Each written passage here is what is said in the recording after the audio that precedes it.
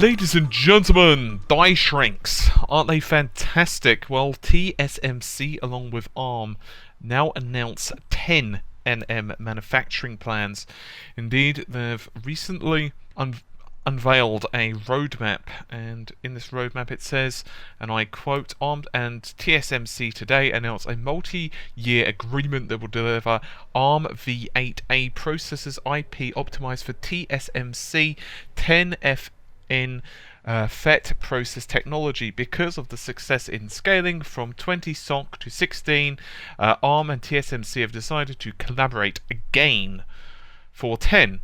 This early pathfinding work will provide valuable learning to enable physical design IP and methodologies to support customers to tape out 10 nm designs in early as 2015 fourth quarter. Now, just so we are all on the same page, FIN FETs, that's FINFET, is actually industry terms for what Intel dubs 3D or tri-gate transistors. That is, transistors which are basically three-sided. Whereas the process of taping out basically means you're going from the blueprint stage, in other words, like the actual design, which is generally done by computer now, of course, and then actually starting to manufacture test samples to make sure that everything's okay. Meanwhile, ARM and TSMC are also partnering because of how well they were able to scale from 20 nm to 16 nm.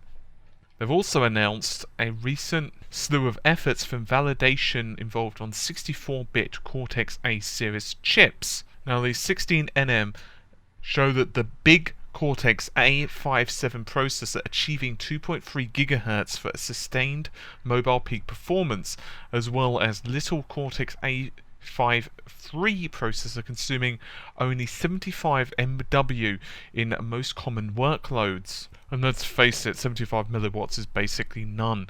The performance improvements are a result of collaboration between ARM and TSMC to jointly optimize the 64-bit ARM v8A processor series processing technologies and build on the successful tape-out of Cortex-A57.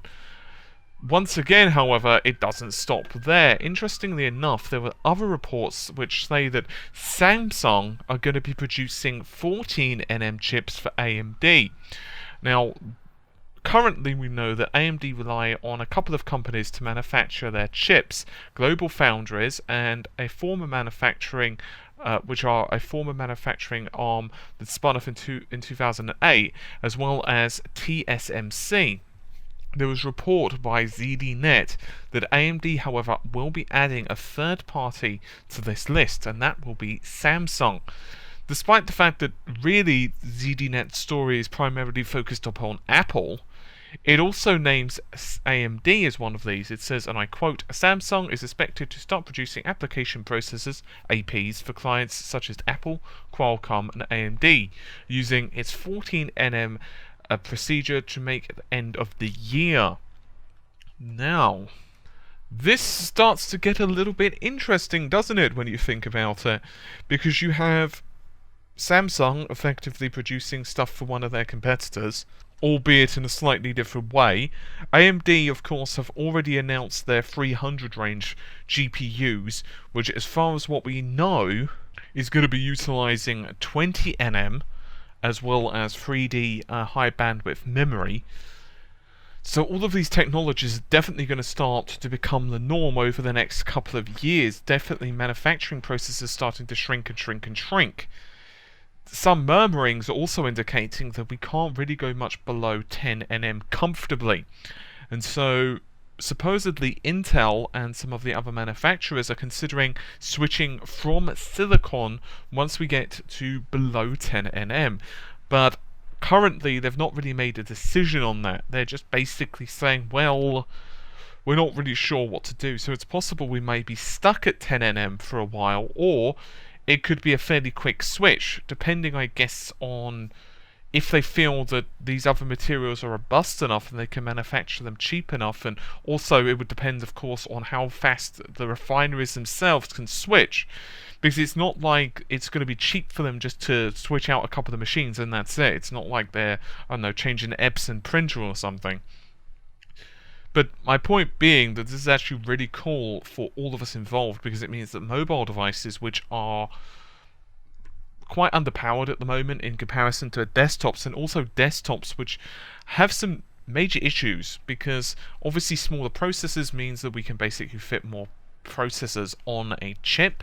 It means theoretically we're going to see lower power requirements and possibly higher clock speeds as well, which means, well, we're going to be able to get much more powerful GPUs. For example, we're going to get GPUs with even more shaders, and with the differences on, say, memory as well, with high bandwidth memory also shrinking, we might be able to get much denser memory modules and possibly even higher levels of bandwidth.